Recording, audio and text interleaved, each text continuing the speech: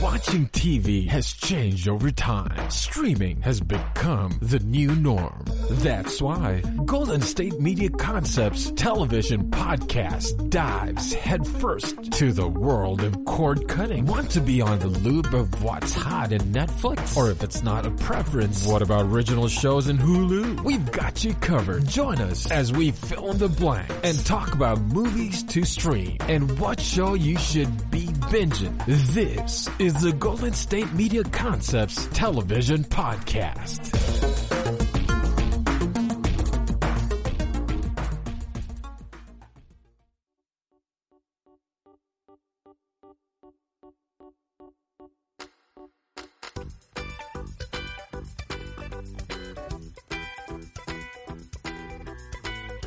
All right. We are back in the saddle. Ready, Jack? Hello and welcome to the GSMC television podcast. We are part of the mighty GSMC podcast network. And I'm your mask or die host, Howard Fletcher.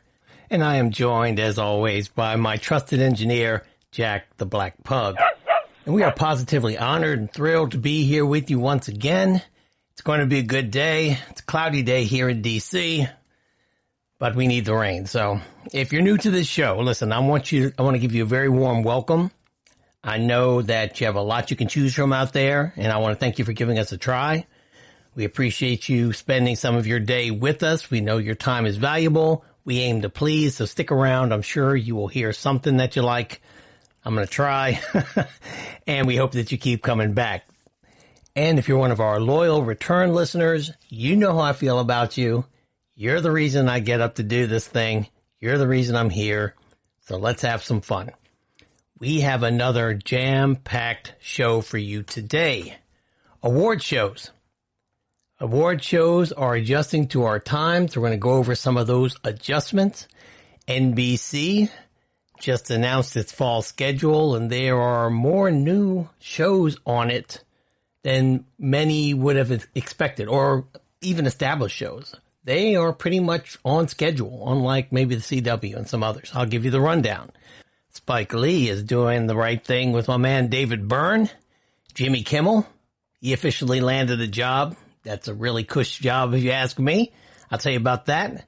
As you know, I'll always bring you news as it breaks. I love breaking news.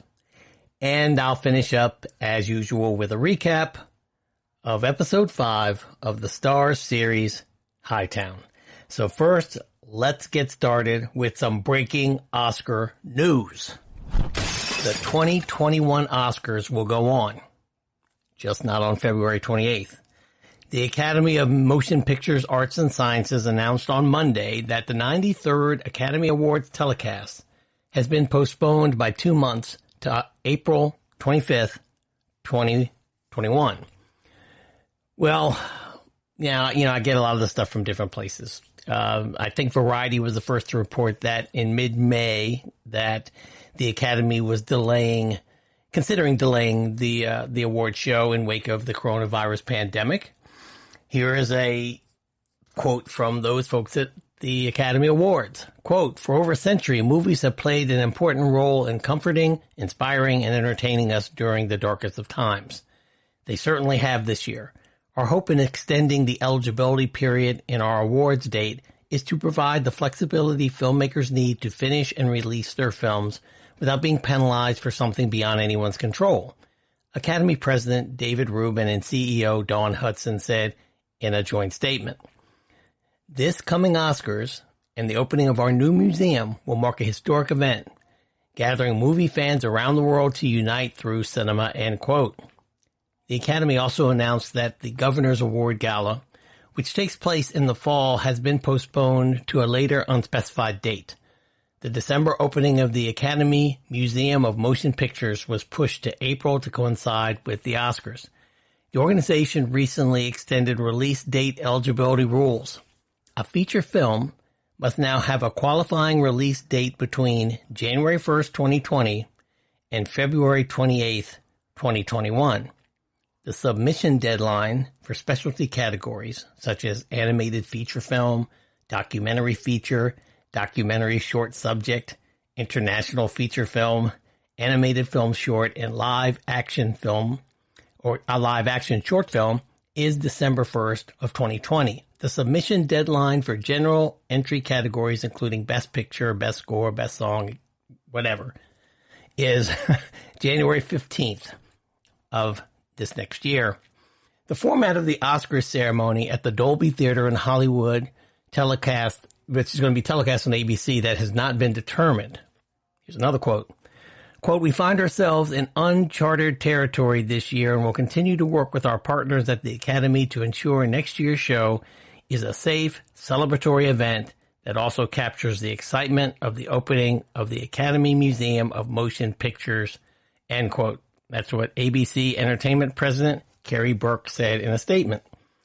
The Academy's Scientific Technical Awards presentation, which was scheduled for June 20th, 2020, has been postponed to a later date, still to be determined. Now, this is the fourth time the Oscars have been postponed. They were first delayed in 1938 after a massive flooding in Los Angeles. In 1968, they were put on hold because of the assassination of Dr. Martin Luther King Jr., and again in 1981 following the assassination attempt on President Ronald Reagan. On Friday, the Academy announced it was forming a task force with the Producers Guild of America to, quote, develop and implement new representation and inclusion standards for Oscars eligibility by July 31st, 2020. Now, those, last show, I reported the story about Asia Kate Dillon of Billions, non-binary, and they wrote a letter to the Screen Actors Guild because they had been asked to be on that judging committee, and she wanted, I keep messing up. I'm trying, y'all. They wanted SAG to come up with new representation and inclusion standards that did away with gender categories for acting, because it's only in acting that they make those separations. And Asia Kate Dillon was asking that they do that in the SAG Awards, and that is gone, or that sentiment is going throughout the awards community, and the Oscars are considering doing something. I don't know what they're going to do. They are very laden in tradition, so we will see if those walls come down. I would like to see them change the way they classify acting. I would love to see actors just judged on the merits of what they bring to the particular film. And like I said last show, I would prefer to see the breakdown go across genres rather than genders. Now for some breaking BAFTA news. Alliteration. The British Academy of Film and Television Arts, better known as BAFTA, has moved the dates of its 2021 Film Awards in line with the Academy of Motion Pictures Arts and Sciences decision to shift the Oscars to April. This year's British Academy Film Awards will be held on April 11th. That's exactly 2 weeks before the Oscars, which, as I just said, is going to take place on April 25th. Quote, "This change from the previously announced date of February 14th, Valentine's Day, acknowledges the impact of the global pandemic and accommodates an extended eligibility period. Further details on the ceremony will be announced later in the year," said BAFTA in a statement on Monday evening. BAFTA has laid out new temporary eligibility requirements for the upcoming 2021 edition of the annual Film Awards. The new rules, which come less than 24 hours after BAFTA moved the awards by 2 months, in line with the Oscars, will be reviewed at the end of July once a clearer picture emerges for the UK cinemas. Theaters, which closed the week of March 16th, are expected to reopen on July 4th, and Cineworld confirmed today that its UK screens will be back in operation for July 10th. Under the new BAFTA eligibility requirements, titles that had been theatrically released when cinemas closed during the coronavirus pandemic and consequently had their release period curtailed will be eligible regardless of the number of qualifying screens they had. Meanwhile, films who confirmed theatrical release date as determined by the Film Distributors Association has fallen during the 3-month cinema lockdown will be eligible if their release changes to an approved commercial video on demand platform. These titles can be released at any time during the 2020-2021 eligibility period, which is yet to be determined and will be announced only in the fall. The BAFTA Film Awards precede the Oscars by a number of weeks, 2 weeks, I believe. This year's BAFTAs took place on February 2nd, while the Oscars followed on February 9th. In 2019, the BAFTAs fell on February 10th, and the Oscars fell on the 25th. Last week, on the heels of the Oscars revealing new diversity standards, BAFTA shared their plans that were underway to strike a universal set of requirements that can apply to both Oscars and BAFTA Film Awards. Earlier this year, BAFTA delayed its TV awards, which were due to take place in May, but were pushed back to July 31st. Nominations were revealed earlier this month. The event will take place in a closed studio, socially distanced show, with nominees invited to accept their awards virtually. So why am I bringing this up on the TV podcast? The reason I am is because these awards are, even though they're film awards, the BAFTAs are a little different. The BAFTAs, the British awards, they split them up between television and film, but the BAFTAs are kind of almost like the Golden Globes as an organization. The European press, they put them together just like the Golden Globes, because these awards are tied heavily into the awards show. And so what they are doing, why they really, if this was just about giving somebody an award, recognizing what they did in film, and they did it behind closed doors, they wouldn't have to really delay anything. Now, they are making some of these delays, as they said, because they have screening requirements. But truly, it is more, in my opinion, has to do more with the fact that they want to have these shows televised, because they do generate considerable money for both academies, the Motion Picture Arts and Sciences, Academy of Motion Pictures Arts and Sciences, the Oscars organization, and also the British organization's BAFTA. But further than that, they create a lot of money. They generate a lot of money for the networks that cover them. And the networks that cover them bid for the right to cover these things, to broadcast them, and they pay whom? These academies. So this is a big deal to them financially. So it's not just about recognizing the artists. So it's in their best interest financially to give these artists, these filmmakers, a longer window to qualify, so that people will watch the show. Because if they have an Oscars or a BAFTA show that has films that nobody saw, or had a limited amount, they didn't have as many to choose from, nobody would want to watch. So that's what this is. This is some way for them to drum up more buzz for the actual television show, which there's nothing wrong with that. But that's why I'm talking about it on this podcast, because that's what this is really all about.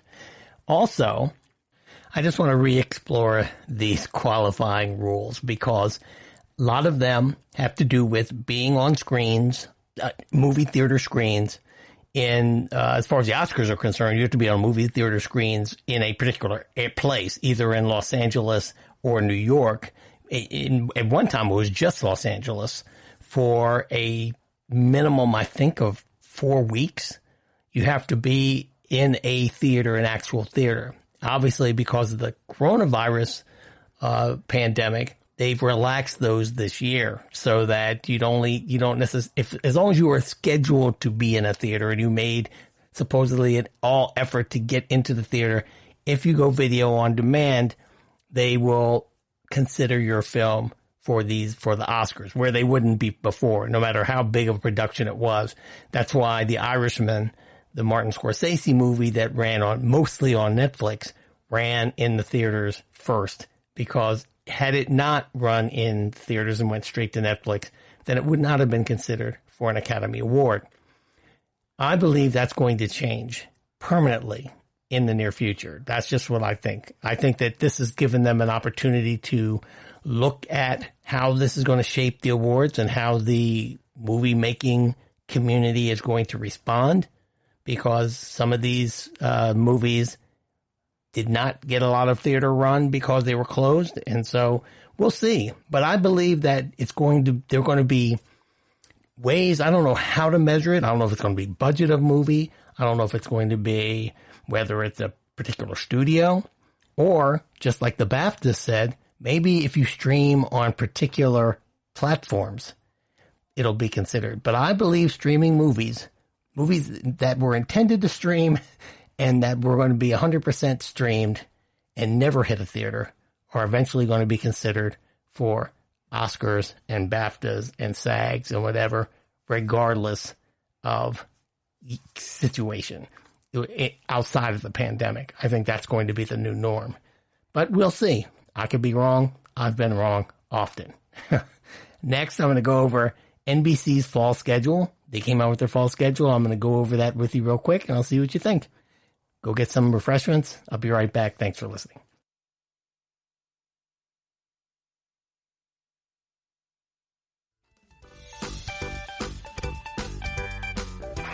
Fall. Ready for the fall, Jack? I'm not even ready for Oscars. All right, we're back. NBC released their fall schedule just this week. And as I usually do on this show, I'm going to go over them, even though most of the shows, can't watch everything, like I said. I don't watch a lot of network television anyway. So I'm sure when I go down this list, you're going to hear a lot of what I usually say. I haven't seen this, but some of them I have. Anyway, NBC announced its fall schedule with its biggest shows seemingly set to return, despite the current coronavirus production situation.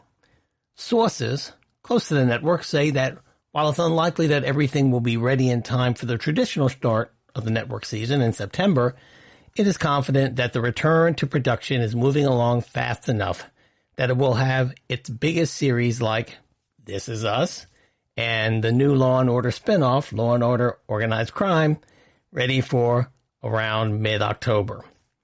The stability of NBC's schedule comes as a bit of a surprise, given that Fox and the CW previously announced major changes to their usual lineups and acquired series and other stopgap measures that they put into place. We've gone over that in the show, how they, CW, for example, bought shows off of the DC universe like Swamp Thing, and they're going to run that in their fall schedule. Even though it's not going to be a first-run show, it's new to broadcast television. I've never seen Swamp Thing, and I'm going to watch it on the CW. It's because they had to shut down production on their other normal shows or shows that they had scheduled or expected to be on in the fall, but they weren't able to film. Here's a quote. Quote, "Thanks to the ingenuity of our creative teams and our partner studios, NBC has assembled a remarkably stable schedule at a time when stability is called for," said NBC Entertainment Chairman Paul Teligny. I never can pronounce this guy's name. Teligny. Paul Teligny. Quote, "With the reopening of the Universal lot for select productions this week, we are confident that our schedule will premiere intact later this fall. We design shows for longevity, and this schedule remains a powerful, propulsive force for shows to start here and carry on entertaining across generations." End quote. Well, you can see why Paul Teligny is the chairman. Likes a lot of alliteration. Teligny continued, quote, "Our brand has always championed positive programming." See? Alliteration. "And the events of this year have allowed us the time to take pause, examine our business with a new lens, and take some immediate action. Since many of our writers' rooms have not yet opened, we are taking this opportunity to offer all of this season's showrunners a chance to enrich their team with an additional diverse writer at any level. It's not the solution by any means, but it is something we can do right now and to take a positive step." End quote. NBC has positioned Law & Order Organized Crime, which sees Christopher Milani reprising his role of Elliot Stabler, Dick Wolf production, right after the original Law & Order SVU on Thursday nights. The Maloney spinoff has been in the news recently after Dick Wolf fired one of its writers over his controversial Facebook posts about looters and the curfew put in place across Los Angeles. Dick Wolf brought the hammer down. Quote, organized crime is the only news show premiering on NBC this fall, as the network is holding back a cluster of its other freshman shows, including Tina Fey and Robert Cardlock's Mr. Mayor, Kenan Thompson's Kenan, original name there, and Dwayne Johnson's Young Rock for mid-season. Fans of Good Girls and Zoe's Extraordinary Playlist will also have to wait for mid-season for their return. In other news to emerge from NBC's schedule announcement, Nick Jonas is vacating his role as a judge on The Voice. After only one season, he's had enough. The Voice regular Gwen... Oh, well, here's the reason. The Voice regular Gwen Stefani is returning in his place for a fifth season as a judge on the singing competition show. So Gwen and her beau said, Nick, you got to get up. We need the seat. And Gwen got her paying gig back. Nick has enough cash, so I'm sure it's no big thing. All right. So starting with Mondays, I'm going to go through the fall schedule that I know of, or at least that's listed here, and give you my thoughts, if I have any thoughts at all. On Mondays, from 8 to 10, it's The Voice, minus Nick Jonas.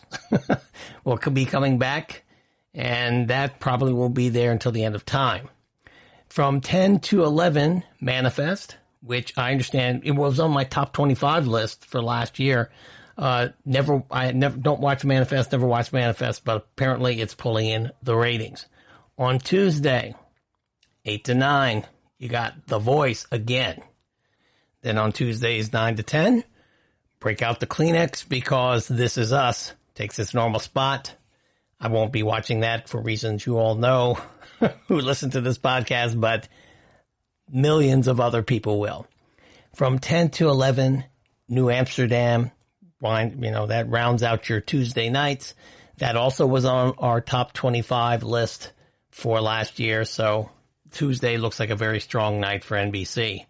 Wednesday at 8 p.m., that's a Dick Wolf night, y'all, because we're going to go triple Chicago Wednesdays. Wednesdays 8 to 9, Chicago Med. Wednesdays, 9 to 10, Chicago Fire. And to wrap up that evening, Wednesdays, 10 to 11, Chicago PD. No chokeholds, please. Thursdays, you got, looks like it starts off with comedy and ends up again with Dick Wolf. Thursday, from 8 o'clock to 8:30, you got a half hour of Superstore, which I thought was ending, but obviously I was misinformed. Superstore's coming in.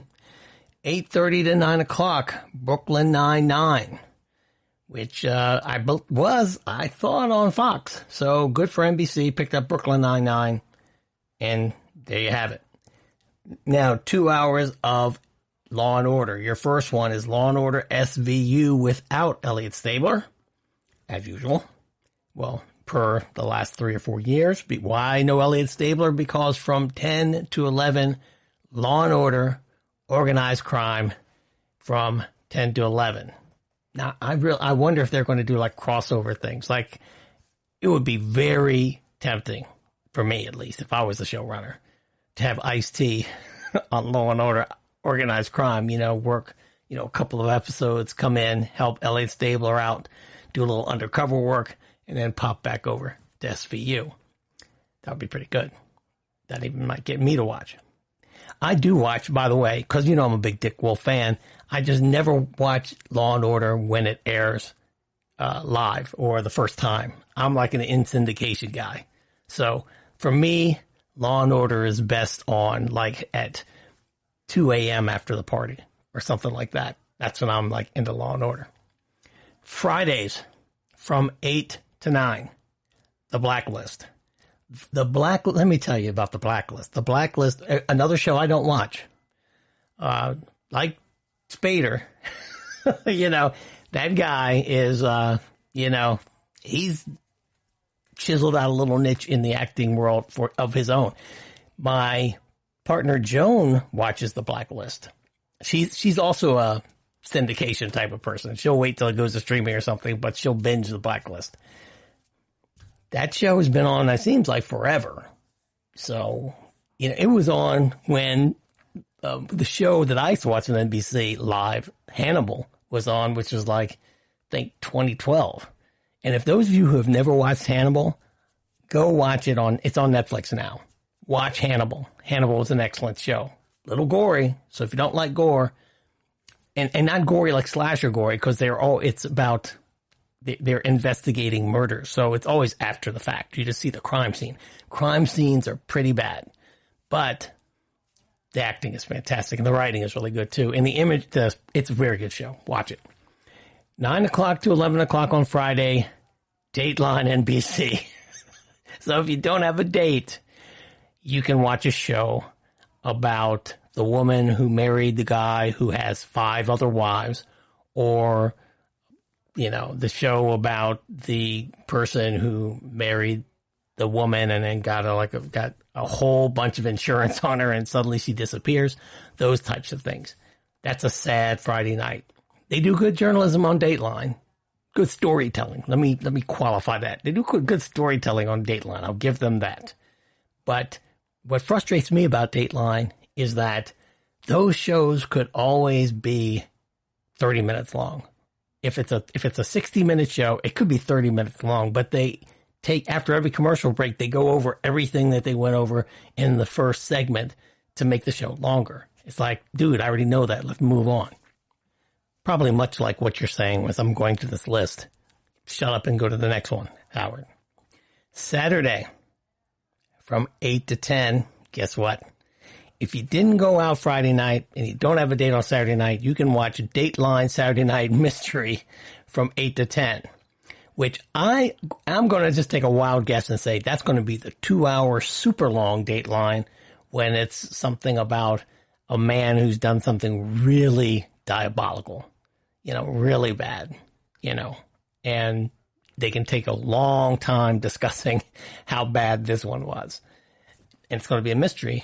So tune in Saturdays, 8 to 10 this fall on NBC. And if that made you really depressed, from 10 to 11, they're going to have Saturday Night Live encores. So they've planned out your Saturday pretty well. 8 to 10, you're going to be disappointed in humanity. 10 to 11, you'll laugh and forget about it. Sunday is here. Is this? What happens on fall in the United States? Football. So Sundays from 7 o'clock to 8:20, you have Football Night in America, where that's another show that's way too long. But what they do is they go over the highlights of the earlier in the day, who won, who lost, how they won or lost, whatever. Then they preview ad infinitum the show for that, or the show. It is a show, but the game of that night with interviews you really don't need to see.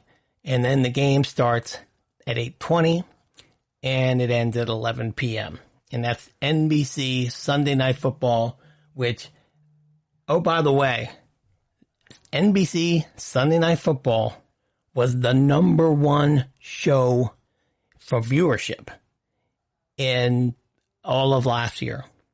It was on any way you slice it out. I went over 2 lists that looked at statistics or rankings through 2 different methods. In both methods, NBC Sunday Night Football was the #1 show. So if you get to buy ad time, you better have a good product if you're going to put on NBC Sunday Night Football, because they're going to be charging you to advertise on it.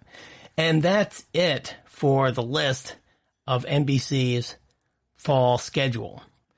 Listen, let me know if you watch any of those shows and what is it about them that has you coming back to see them. I would love to read or coming back to view them every week, especially like This Is Us.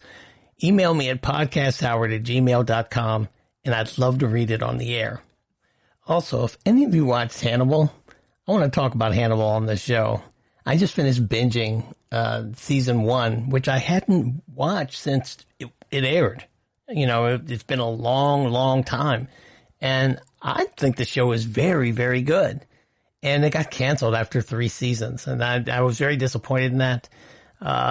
It's had, most of the reviews are good, but I've noticed from people I speak with, not the reviewers, who I think artistically, critics would be hesitant to pan Hannibal just because it's so well made that they don't want to be too hard on it. But it's the type of show that you either really like or you think it's just over the top and disgusting. And I can understand why people might think that. My partner Joan thinks that. She would never watch it. I know a lot of people would never watch it. I think it's a high quality show, and I was very disappointed to see it go away. So, and I'd like to know if any of you feel the same way too. You can tweet me also at FletchDC, FletchDC, or email me again at podcasthoward@gmail.com. Next, Spike Lee is returning to HBO for his next project, and Jimmy Kimmel got a sweet job, which I mentioned a couple weeks ago. They just confirmed he got it. It's something that I wish I could do. In fact, it's something I know I could do. Just nobody would tune in to watch me do it. Anyway, I'll be right back. Go get some refreshments. Thanks for listening. We have to go pay some bills.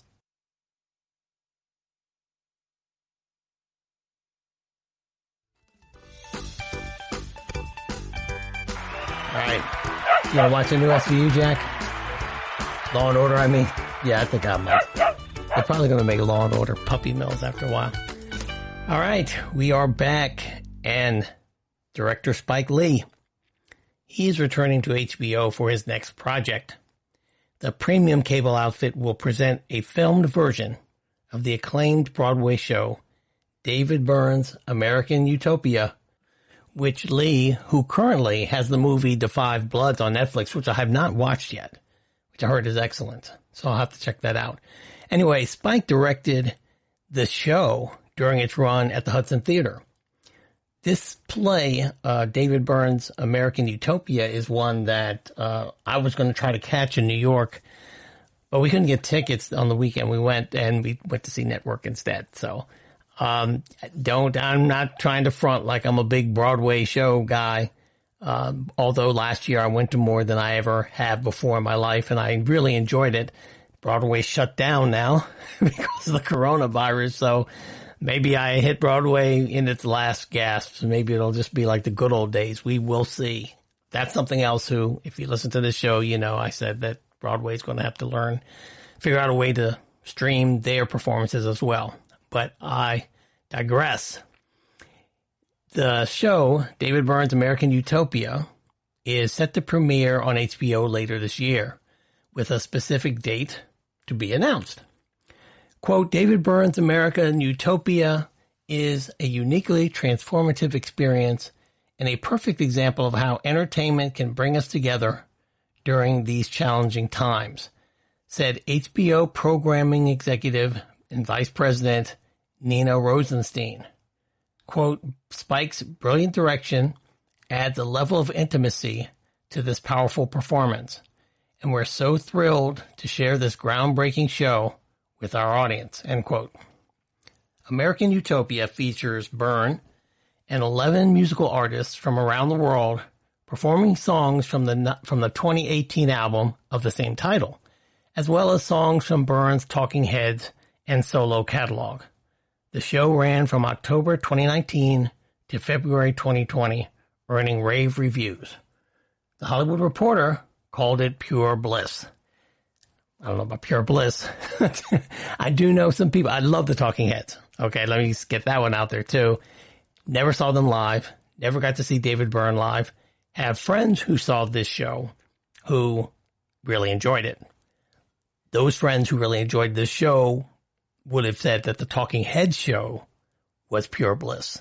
And this was as good as you can get without seeing a Talking Heads show. But I would have liked to see this show. Quote, Spike and I have crossed paths many times over the years. Obviously, I'm a huge fan. And now finally, here was an opportunity for us to work together. Said, quote, end quote, said David Byrne. Quote, I am absolutely thrilled with the result. The Broadway show was a wonderful challenge as well as an opportunity. It was a joy to perform, and, well, best to let the quotes speak for themselves. Thrilled that this show and the subjects it addresses will now reach a wider audience, end quote. Added Lee. It is my honor, as a quote, it is my honor and privilege that my art brother, Mr. David Byrne, asked me to join him in concert, to invite me into his magnificent world of American utopia.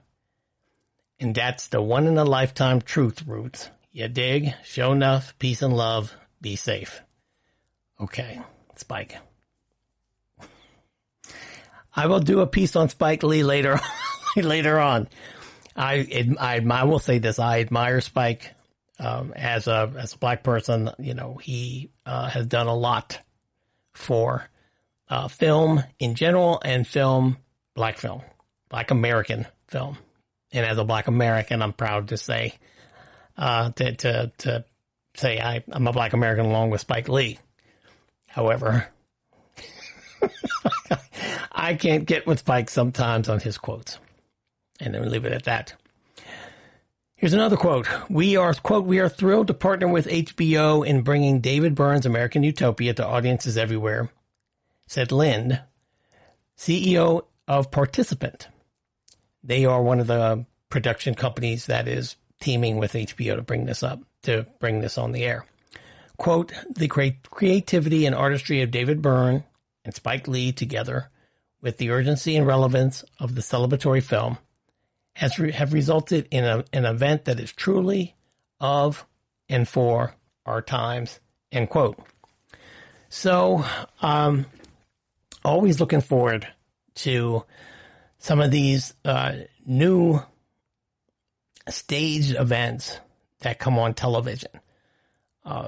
One, because it gives me something to talk about on this podcast, but that's not the only reason, or even the chief reason. The chief reason is that I do believe that because we just are trying to, as a world, as a media, we are using technology to reach people, as many people as we possibly can. And while it's great to have live, intimate settings like Broadway, like the stage, and you're very privileged if you're able to engage with artists in that venue, it's not going to be practical in the long run, and not everybody can do it. Not everyone can afford to do it. And for the artist that wants to reach as many people as possible, which most real artists do, being able to take a performance that is normally executed on stage and bring it to people's living rooms in a way that is not like the Newzoo review or something. It doesn't come off overly cheesy. Now, I don't know if you've ever seen or had the opportunity to watch a film of a stage play that Spike has directed. He did one for John Leguizamo called Freak. It's a one-man show. Another one-man show with Roger Guinevere Smith, a Huey P. Newton story, which was another one-man show. And there's another one, Undisputed Truth. It was a Mike Tyson one-man show. Most of these have been one-man shows, but I'll tell you one thing that Spike does exceptionally well. I know I gave him a little criticism earlier, and I think he's extremely talented. But one thing I think he does better than most, he's a very gifted filmmaker for content he's written in other dramatic film.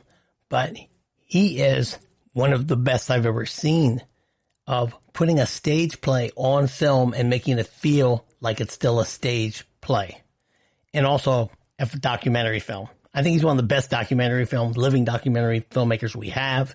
And he's exceptional at taking a stage show and filming it and making you feel like you're in the audience there. And that's why I think he'll do a fantastic job with this American Utopia. And because I didn't get to see this stage play performance, and I wanted to see it, this production, if I had to choose another way to see it, if I couldn't go see it, I would say, well, have Spike Lee film it. So I'm glad that he's doing this. I'm looking forward to it. And it'll be on HBO soon. And plus, I'd say, who would you like to have behind the production? I would say HBO. So between HBO and Spike Lee doing this thing with David Byrne, I'm excited for it. All right, here is some semi-breaking news. I already had this story a couple weeks back, but it's been confirmed that Jimmy Kimmel will return to host the 72nd Emmy Awards. They're going to be on ABC, the network, and the Television Academy announced on Tuesday. This marks the third time that Kimmel has hosted the Emmys, following the 64th event in 2012 and also the 68th in 2016. The primetime Emmy telecast will take place as planned on Sunday, September 20th at 8 p.m. Eastern Time. But beyond that, information about the telecast producer or how the show will look in these pandemic times will still be announced at another date.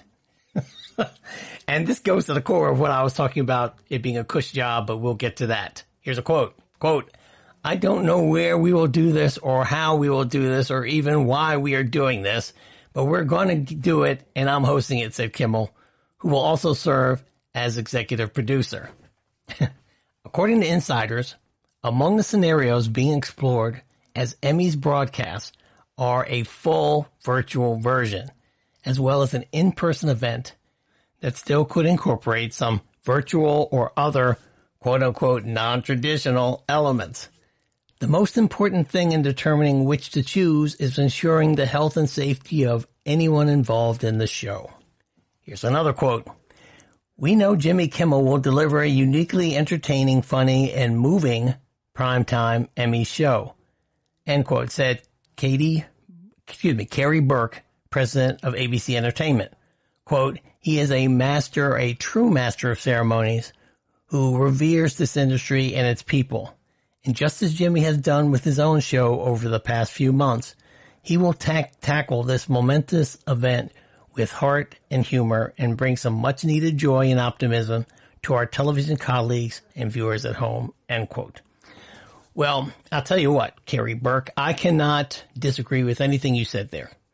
I think Jimmy Kimmel, as far as I know and what's been reported, has been exemplary in his leadership and his compassion during this time. As far as his crew, from what was reported, he paid out of pocket for his crew when it wasn't known if they were going to get paid or if they were even going to be in production. And I do appreciate and agree with a lot of what he's had to say politically in this outrageous time. I'll just put it that way. And I know this isn't a political show, but I do admire Jimmy Kimmel. That said, I think Jimmy has gotten a good gig here, and he's earned it. Kimmel has been hosting remote editions of Jimmy Kimmel Live from his home since late March and has become well-versed in such productions, making him the natural choice this year, given the unusual circumstance of hosting an award show in the midst of COVID-19, the coronavirus pandemic. ABC has had plenty of experience in recent months working on remote broadcasts such as Jimmy Kimmel Live. It also did American Idol with producers Fremantle and 19 Enterprise, and they did 2 Disney sing-along specials, among other productions, giving it some prep on how to produce such telecasts. Also, one insider says the TV Academy is also taking a look at the recent spate of virtual TV premiere events, perhaps as a model on how to throw a virtual governor's ball. How do you do that? I want to see the virtual red carpet. That'll be, you know what? That's going to be a show.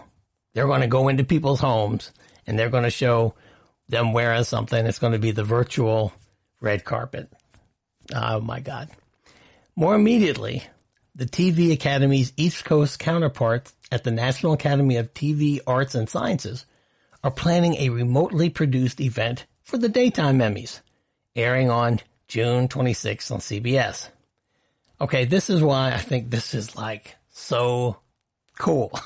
Because first thing, Jimmy Kimmel, he obviously is going to have fun with this thing, and he has a lot of experience doing it because this is how he's been doing his show.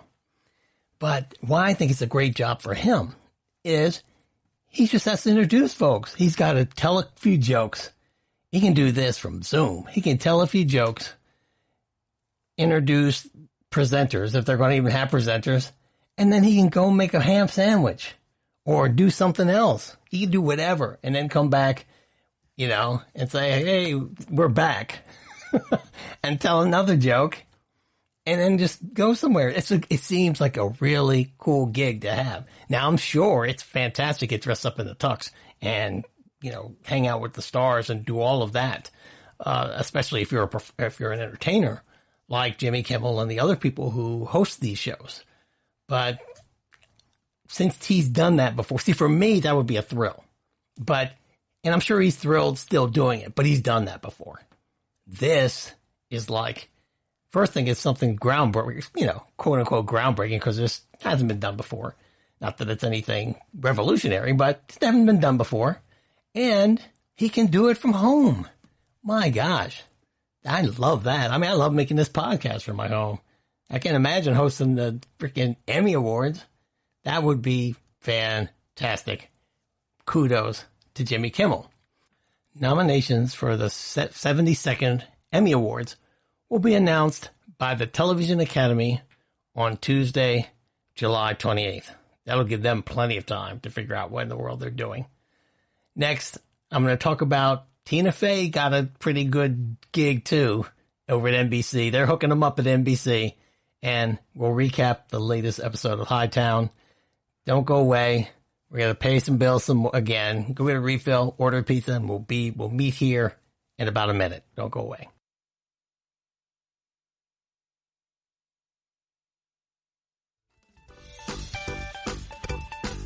All right, here we go. We're in the home stretch. NBC is making it 2006 again. 2006. Through science or magic, 30 Rock is returning to the Peacock next month for a new original, remotely produced event that will also double as an upfront special for the NBC Universal property.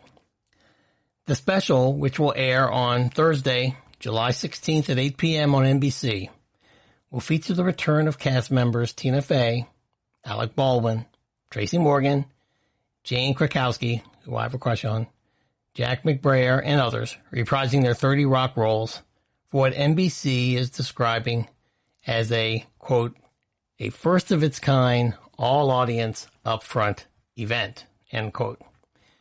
The return of 30 Rock comes as NBC also recently aired a new episode of Parks and Recreation, featuring the show's stars reprising their roles in an all-new story. In this case, the 30 Rock special will also be filmed remotely, but the story will also double as a promo for the NBC Universal programming. Now, let me tell you what this, let me finish this paragraph, then I'll tell you what it's going to be like. The hour-long, commercial-free event will first premiere on NBC, and then be rebroadcast across USA, Bravo, E, Oxygen, Sci-Fi, and CNBC. Wow. They're going to be interrupting a lot of reality television on some of those things.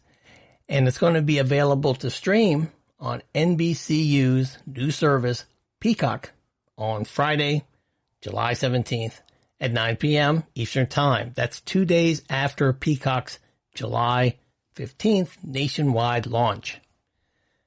NBC has been good to Tina Fey.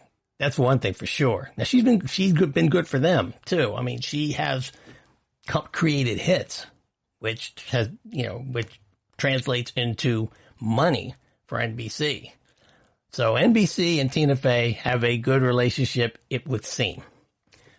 What this thing sounds like was when I was a kid, and we're going into the fall, and the new Saturday morning cartoons were going to come on. They would have like a special, and during the special, they would have somebody. It would be the cast of somebody, or it would be usually maybe the characters on a particular show, and they would say, "Hey, what's going to be on tomorrow?" And then they'll talk about Hot Wheels, or the wacky races, or that type of thing. And they would weave that into the dialogue between these characters. And I hope this 30 Rock thing isn't going to be that. But I kind of believe it sounds like that's what's going to be. I don't know. I'm sure, look, Tina Fey and Alec Baldwin And, especially my man Tracy Morgan, they'll make it funny. They'll make the whole thing will be funny. But man, that sounds kind of cheesy. We'll see how it goes. But I wanted to mention that because I do like all those people. And Tina Fey, man. Tina Fey has a direct deposit account with NBC that just keeps flowing. Good for her. And good for her friends like Tracy Morgan and Alec Baldwin and everyone else she can bring along with her. And the lovely Jane Krakowski. Anytime I can see her, I appreciate it. So thank you, Tina Fey. All right. Here is the latest. I'm going to recap the latest episode of Hightown on Starz. This one is, still better than Creepshow. I don't care how bad this thing is. It's better than Creepshow. But let me tell you what happened to the latest one that aired this past Sunday. All right. Our girl Jackie. She wakes up after a night of partying, which she does all the time. Now, this night of partying started off at the end of the last episode when she took that shot with the rest of her fish police friends when they made this big arrest. Some guys who were illegally fishing. I really couldn't figure out what it was exactly they did other than take some fish, maybe across state lines. But whatever it was, for fish police, it was a big deal. And so they were celebrating and she took a shot and she's no longer on the wagon.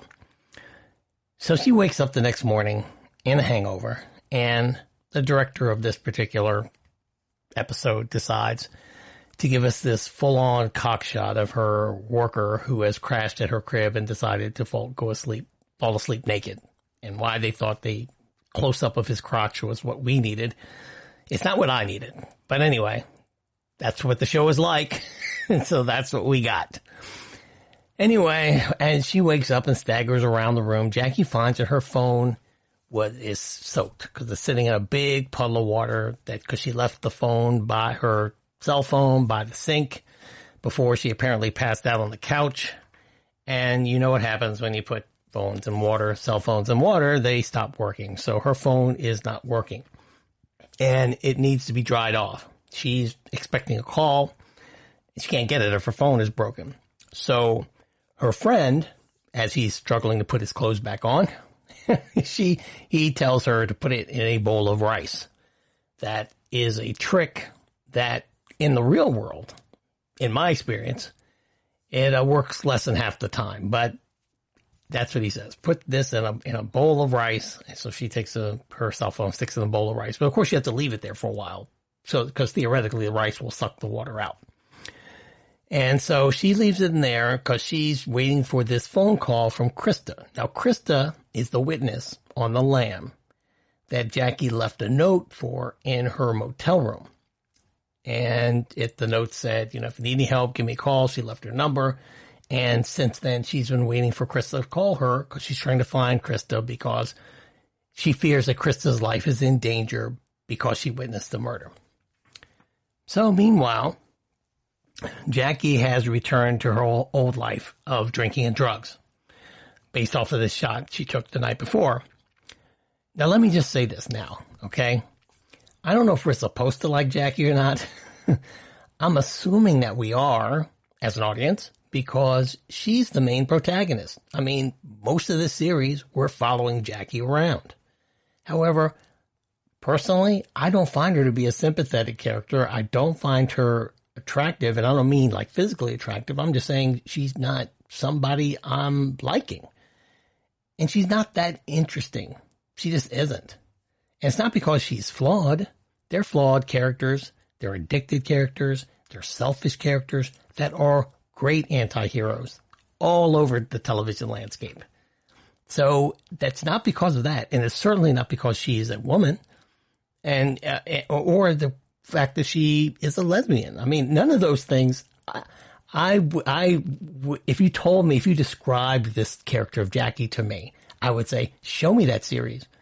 This is a hard partying lesbian in this town that I didn't even know existed, which has this like hard charging, diverse partying community that is off the chain. To me, I'm like, show me that show. And that's exactly what Jackie is on paper, but she is just not interesting to me. I cannot put my finger on it except for I don't like her.